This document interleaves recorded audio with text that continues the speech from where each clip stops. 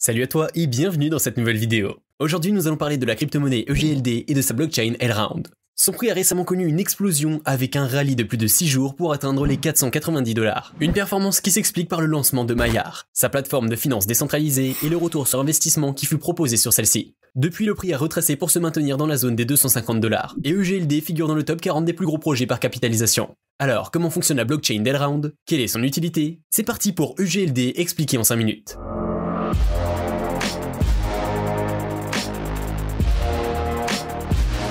Elrond Gold a été fondé en 2017 par 3 entrepreneurs roumains, les frères Mincu et Lucian Todea, avec un lancement sur le mainnet en 2020. Le projet cherche à résoudre les problèmes de sécurité, de scalabilité et d'efficacité que rencontrent beaucoup de blockchains. En d'autres termes, le réseau veut être capable de faire face à une utilisation mondiale. Le token est d'abord appelé ERD, avant de devenir le GLD ou eGold, ce qui sonne plus approprié pour une réserve de valeur. En effet, avec une limite théorique fixée à un peu plus de 31 millions de tokens dans une dizaine d'années, Elrond cherche à donner une vraie rareté à sa crypto-monnaie.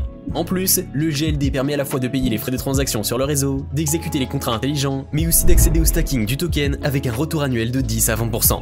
Au niveau de la répartition du token, nous avons 19% détenus par l'équipe, 19% détenus par les divers investisseurs privés, 17% détenus en réserve, 25% ont été mis en circulation via diverses plateformes de lancement, et 7% servent à donner des récompenses dans l'écosystème. L'équipe derrière Elrond cherche à rendre l'utilisation de son réseau facile pour n'importe qui, d'où son interface simplifiée et les transactions rapides et à bas coût qui y sont proposées. En effet, le réseau peut se vanter de pouvoir effectuer 15 000 transactions par seconde, soit 1000 fois plus qu'Ethereum.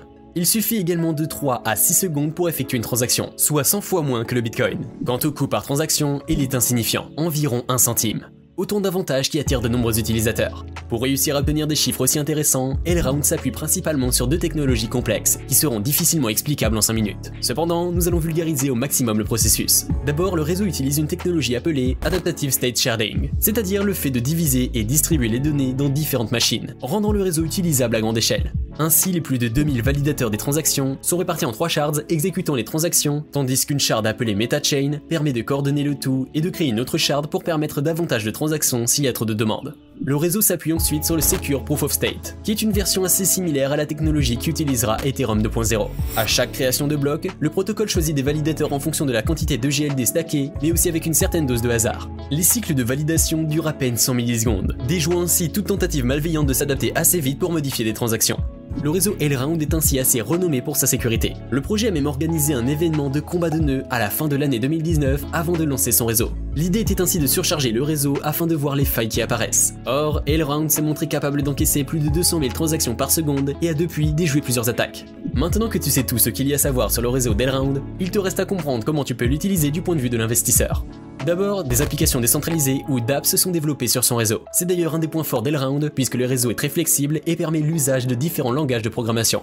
Un écosystème entier est ainsi en train de se développer à l'heure actuelle, mais il faut avouer qu'il est très loin de s'approcher de celui d'Ethereum ou de Solana que nous avons couvert dans nos précédentes vidéos. On retrouve ainsi des projets listés récemment comme Holoride ou bien Serene Network. La plupart sont assez récents et ont donc beaucoup de chemin à faire. Plus récemment, Elrond a lancé son propre échange décentralisé, le Maiar Exchange. L'événement très attendu a provoqué un pump du cours du token de GLD, le propulsant jusqu'à 490 $.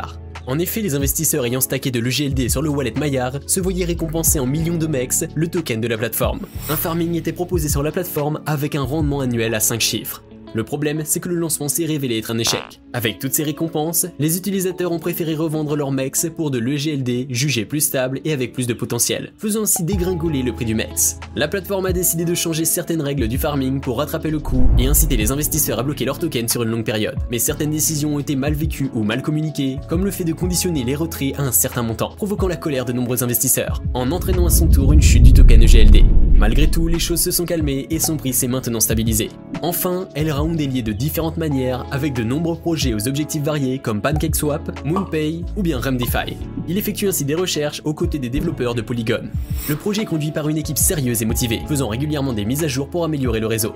Elrond est sans aucun doute un projet ambitieux et très intéressant du point de vue technologique. Son écosystème naissant est à surveiller et il est bien possible que de futures pépites s'y développent. Et toi, quel avenir vois-tu pour EGLD ? Si cette vidéo t'a plu, dis-le nous en commentaire. N'oublie pas également de mettre ton meilleur pouce bleu et à t'abonner à la chaîne. Quant à nous, nous te disons à la prochaine.